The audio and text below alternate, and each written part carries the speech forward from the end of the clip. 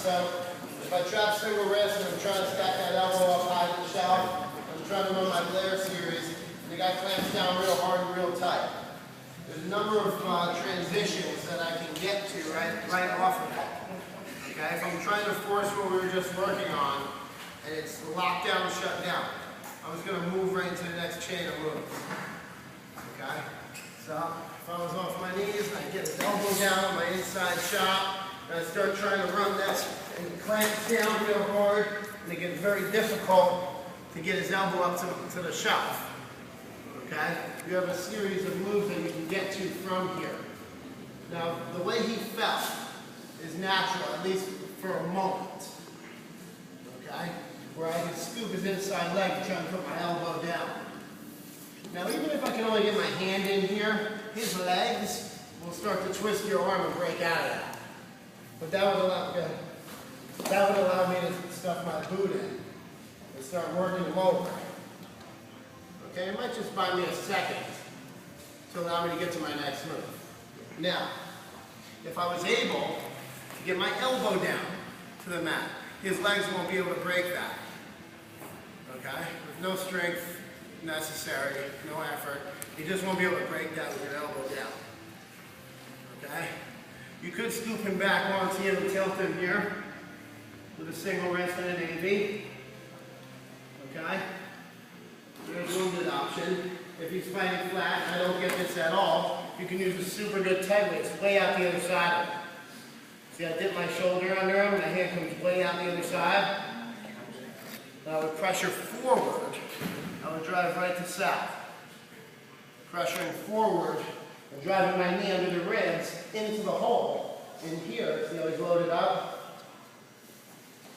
See my knee that went underneath him? Pressure forward, goes up. Now load him into my lap. So there's another potential score thing. You guys follow? There's a real good one-on-one tight waist tilt or one-on-one Navy tilt, depending on what's available. Now, if you were to try to fight to his knees in here, he keeps coming up to his knees, and your butt dragging, holding forward, he keeps coming to his knees, you're working, pulling him. You can trap his hand and throw your knee in the hole and suck him back here. Just with a different lock. Right? It all depends on what's available. With this same lock, maybe you're trying to pull him back and he's clamping down, turning into you, and you're trying to pull him back here and working, you can't get him back. Well, I'm just going to go with him and tilt him forward.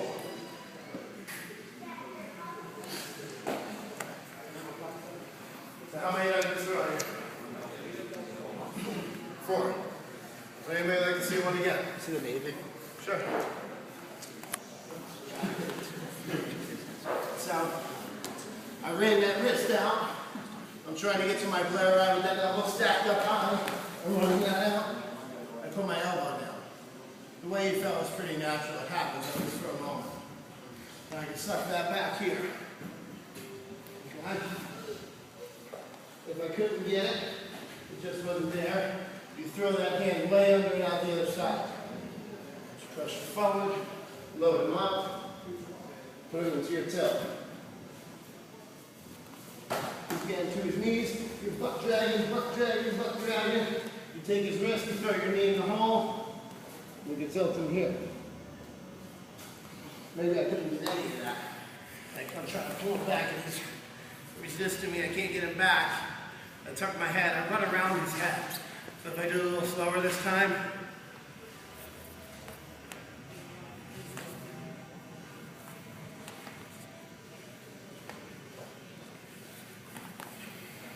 on 3, 1, 2.